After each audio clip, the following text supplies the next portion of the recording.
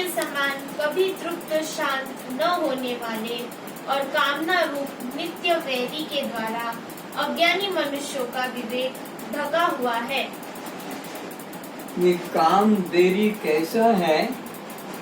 जैसे अग्नि में लकड़ी डालो, अग्नि में घी डालो और प्रज्वलित होती है, शांत। तो ऐसे ही यह काम अग्नि में आहुति देने की तरह है, ये कभी शांत नहीं होता है। और इसी कामना अज्ञान के कारण ये हमारा ज्ञान ढका गया हुआ है। उसी वजह से ये जीव 84 में भटक रहा है। तो काम देरी को जानकर इसका हनन करना चाहिए। कैसे हनन किया जाएगा? इधर से मन उधर जा रहा है काम वासना की तरफ, तो इधर से मैं का तीर मारो उधर, तो वो मैं का तीर निकालकर उसमें घुस जाएगा जिसमें तुम्हारा काम है। तो अब वहाँ तुमने मैं को देख लिया, तो फिर वहाँ से काम खत्म हो जाएगा। उसको जब अन्य मानोगे कि वो अन्य है और मैं अन्य हूँ, तो कैसे उसको मैं प्राप्त करूँ, वो कैसे मुझे मिले। पर जब मालूम हो गया कि अब वो ही मैं ही हूँ, तो कैसे गाली दूं, कैसे चोरी करूं, कैसे निंदा करूं, कैसे हत्या करूं, कैसे। तो एकत्व जो बोध हो जाएगा, तब फिर तुम्हारे मन से उसके प्रति काम भाव भी खत्म होगा। काम, क्रोध तथा लोभ, ये 3 प्रकार की वृत्ति जीव को सतपथ से गिराकर दुर्गति दिलाने वाली है। तो भगवान कृष्ण भी कहते हैं अर्जुन को, हे अर्जुन, ये काम, ये क्रोध, ये लोभ, ये जीव को नरक के द्वार पर पहुंचाने वाले,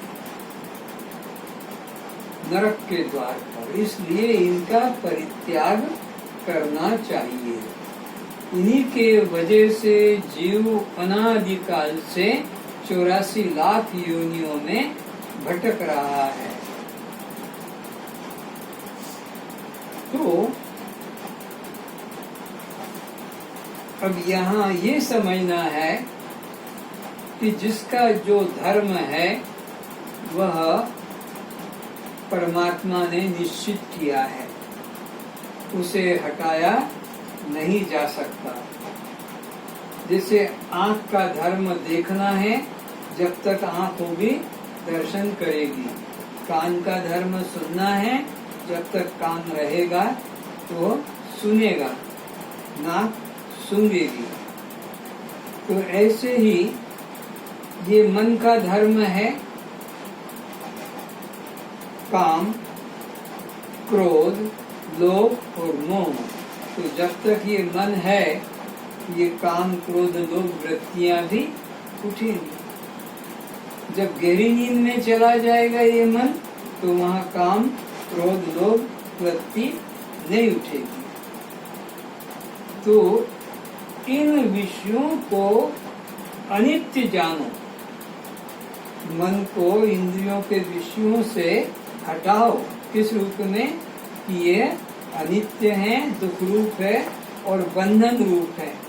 इस प्रकार का विवेक जागृत करो, क्योंकि ये सदा रहने वाला नहीं है। जो भी विषय है वह आने जाने वाले हैं। इनका विवेक करके मन से वैराग्य करो। अतएव मोक्षभिलाषी साधक को इन तीनों प्रकार की वृत्तियों का परित्याग करना चाहिए। तो जिसको मुक्ति की इच्छा है, मोक्ष का अभिलाषी है, उसको इनका त्याग करना पड़ेगा। डॉक्टर ने कह दिया है ये औषध खाओ और ये वस्तु को तुम मत खाना। तो अगर तुम वस्तु को खाओगे जिसको मना किया है, तो तुम्हारा रोग नहीं कटेगा। तो उसे हमको छोड़ना ही पड़ता है। तो ऐसे ही यहाँ पर भी कहा जाता कि ये काम तुम्हारा बेरी है, काम क्रोध लोभ, इनका तुम्हें परित्याग करना होगा, ये तुम्हारे मुक्ति पद से गिराने वाले हैं।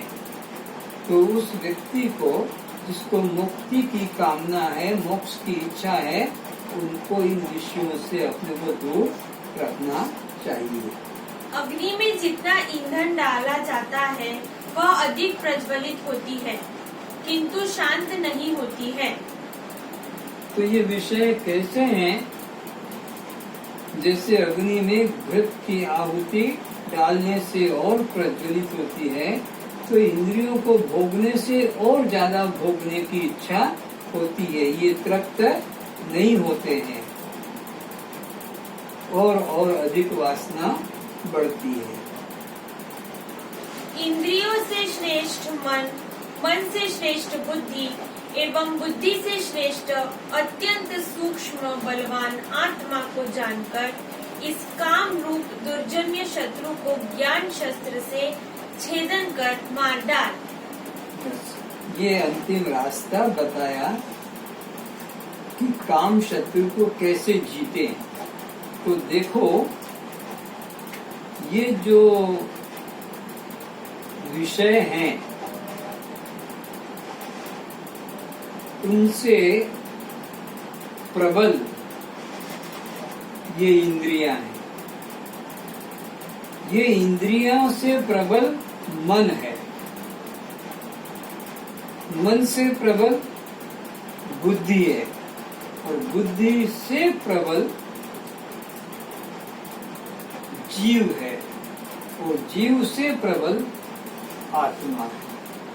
तो अपने को आत्मरूप से निश्चय करके और इस काम बेड़ी को नाश करो।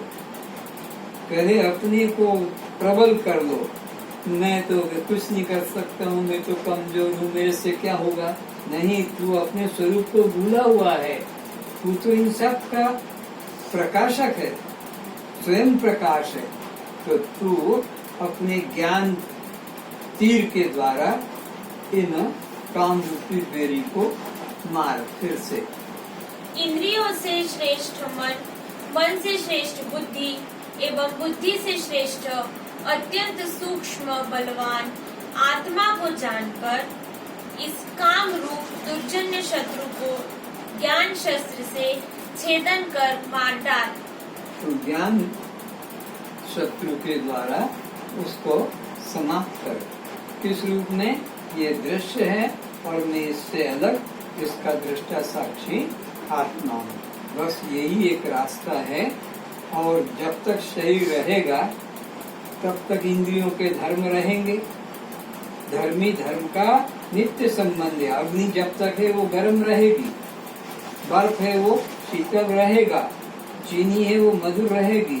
तो जब तक देह है तो 5 इंद्रियां तो ये रहेंगी और 5 इंद्रियां हैं तो उनका विषय भी रहेगा।